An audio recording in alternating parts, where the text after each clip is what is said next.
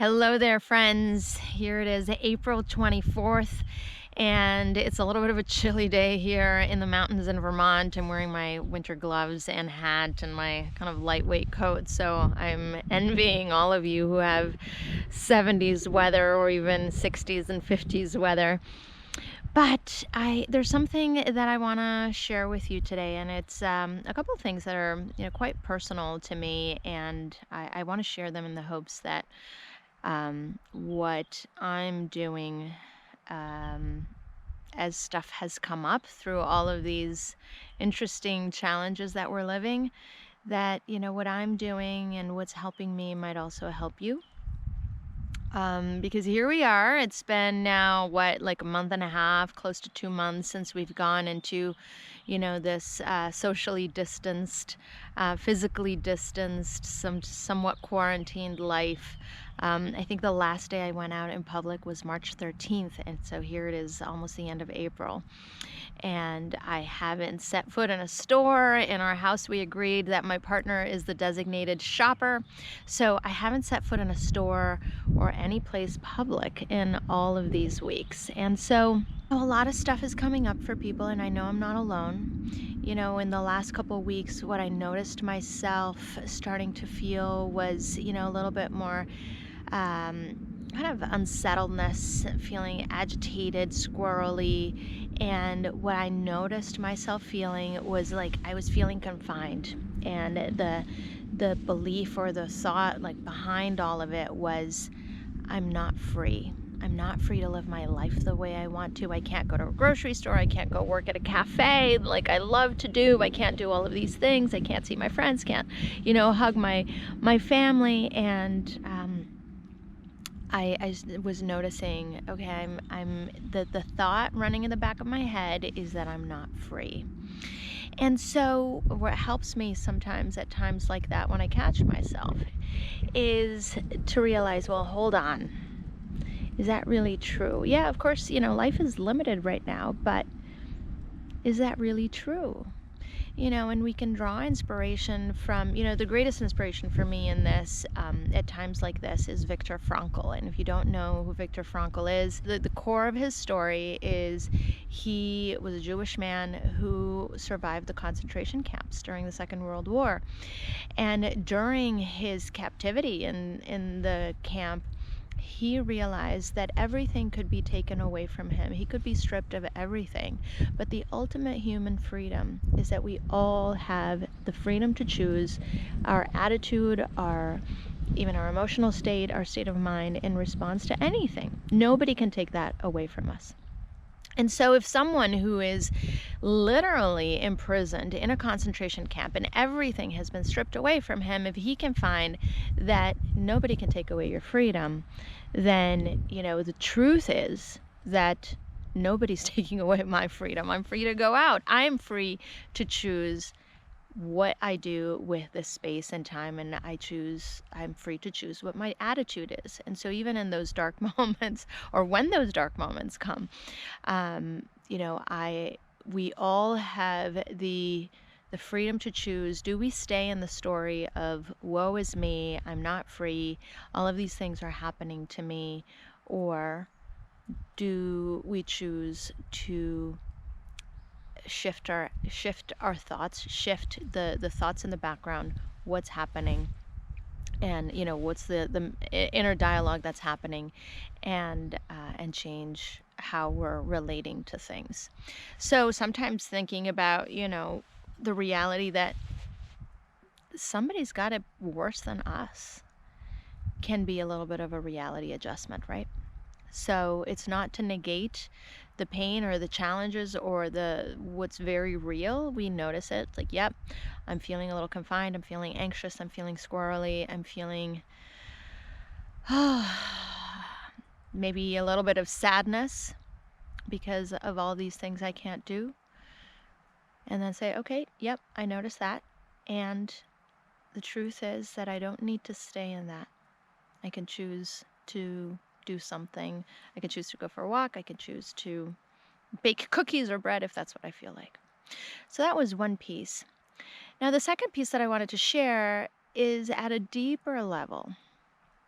I was talking to a fellow therapist the other day. We were laughing a couple weeks ago because she was saying, yes, back in November 2019, we were all kind of gung ho about 2020 and all about how 2020 is going to be the year of transformation and enlightenment. And, we're all going to, move on to this new dimension. And so we were laughing. And she says, the joke's on us. Because the truth is that in order for real transformation to happen, we have to confront the things that maybe we haven't confronted. And so, yes, 2020 is obviously a year of profound transformation for all of us on a personal level and a collective level. But it's requiring us to look at the stuff that, it's requiring us to shed so much of our old life, because life is never going to be the same. And so that there's a huge opportunity in that. But it doesn't mean that it's going to be easy. We all know this already, right? It's not really easy. And so the stuff gets churned up, the fears get churned up, the challenges that we haven't tackled and dealt with or resolved get churned up.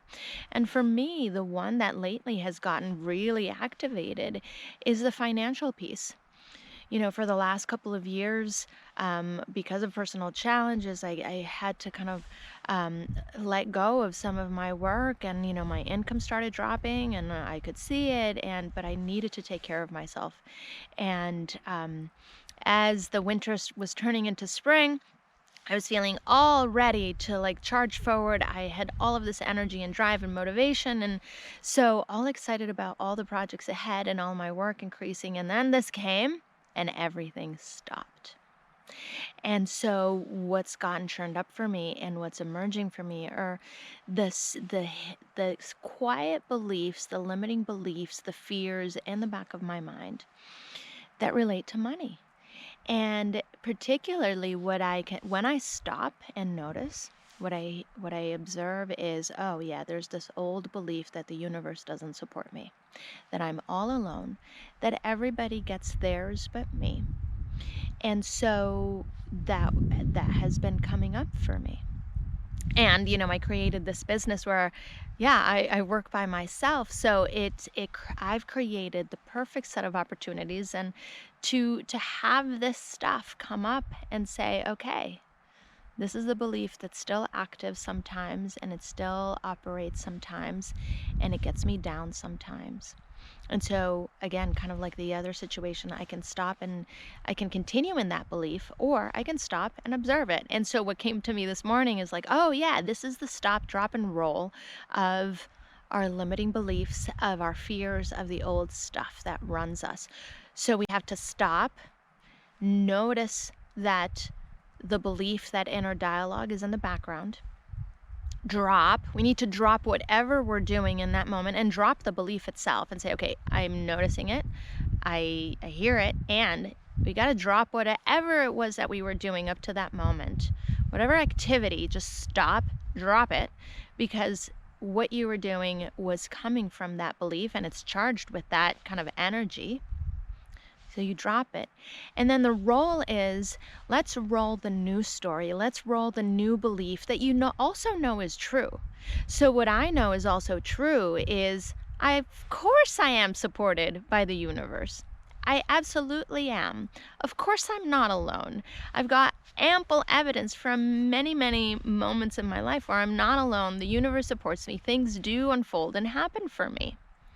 So I share this with you because I know that stuff is coming up for everyone. This is what's happening right now. We are required to look at the limiting beliefs, the fears, the stuff that has been in the back of our minds from childhood experiences, from ancestral experiences, from our family life. We could continue to tell that story on and on and on.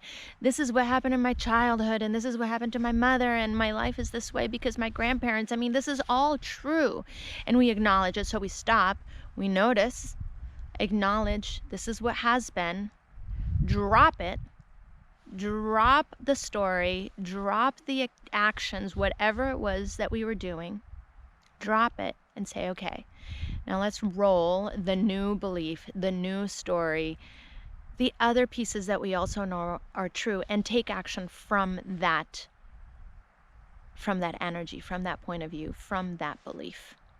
There's a lot of action that we can take. And again, this is the freedom to choose where we operate from. So, my friends, I know stuff is coming up. It isn't easy. It isn't always fun. A lot of times it's not fun, and it's painful a lot of times. But this is the golden opportunity we have to shift it for good. So I'd love to hear what you think. I'd love to know if this is helpful, and feel free to drop me a note and share what's coming up from you. I'd love to support you. Much love to you. Bye-bye.